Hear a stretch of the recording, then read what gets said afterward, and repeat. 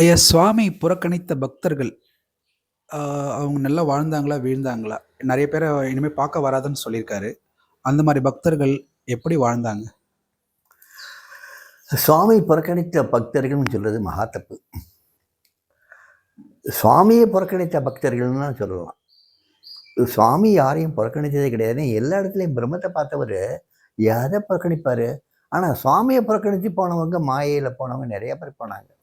இந்த சாமிக்கு என்ன தெரியும்? இந்த சாமி என்ன தப்பு தப்பா சொல்றாரு. இந்த சாமி எனக்கு சரியா வழிகாட்டல. இந்த சாமிட்ட வந்ததுக்கப்புறம் என்னுடைய உள்ளதெல்லாம் போச்சு. இந்த சாமிட்ட வந்ததுக்கப்புறம் பார்த்தீங்கன்னா, ஒரே வேதனமயமா தான் இருக்கு வாழ்க்கை. இப்படி சாமியை புறக்கணிச்சு போனவங்க நெறைய பேர். சுவாமி யாரையும் புறக்கணிச்சது இல்ல. சுவாமி யாரையும் வான்னு சொல்லி கூப்பிட்டதும் கிடையாது. 1, 2 பேர் வர சொன்னது 1, 2 பேர். அது இருக்கலாம். அது விதிவிலக்கு. ஆனா ஜெனரலா வந்து யாரையும் நீ வா, அவன பார்க்கணும் அப்படி சொன்னதெல்லாம் வந்து அதிகம் கிடையவே கிடையாது. சுவாமி யாரையும் புறக்கணிக்கிறவர் கிடையாது.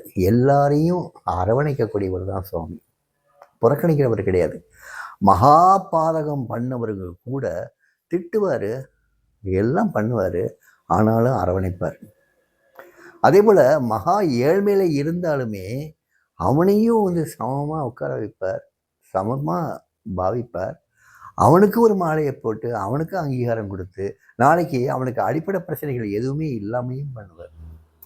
ஆகாரத்துக்கோ, மற்றதுக்கோ எந்த பிரச்சனையும் இல்லாம பண்ணி, தன்னையே தியானம் பண்ற அளவுக்கும் கொண்டு வந்துருவார். அவனுக்கு உண்டான சுதர்மத்தை காட்டுறதுக்கு சாமி தயங்கவே மாட்டார். அதுதான் அவருடைய பணியே. அவனுக்கு ஏற்படுத்தப்பட்ட கடமைகள் என்னவோ அதை அவனுக்கு சுட்டி காட்டுவார். எந்த கடமை செய்யணும்? ஏன்னா ஒவ்வொருத்தருக்கும் ஒரு சுதர்மம் இருக்கு. தான் மட்டுமே செய்யக்கூடிய தர்மங்கள்னு ஒன்று இருக்கு. பொது தர்மம் வேற, சுதர்மங்கிறது வேற. அந்த சுதர்மத்தை சுட்டி காட்டுவார் ஒவ்வொரு பக்தருக்கும். அந்த சுட்டி காட்டும் போது அதுல பிடிக்காம போனவங்க நிறையா, சாமியை புறக்கணிச்சு போனவங்க நிறையா பேர். அவங்களுக்கு பிடிக்காத சாமி சொல்லிட்டாருன்னு சொல்லி புறக்கணித்து போனவங்க நிறைய பேர். மேற்கொண்டு சாமியுடைய தோட்டத்தை பிடிக்காம போனவங்க, புறக்கணித்து போனவங்க நிறைய பேர். இந்த மாதிரி இருந்தாங்க. சாமி யாரையுமே புறக்கணிச்சது இல்லை. ஒரு குழந்தைய கூட புறக்கணிச்சதே கிடையாது. ஒரு ஜீவராசி, ஒரு நாயை கூட புறக்கணிச்சதே கிடையாது. எல்லாரையும் மரியாதையா அவருடைய இது இருந்தது.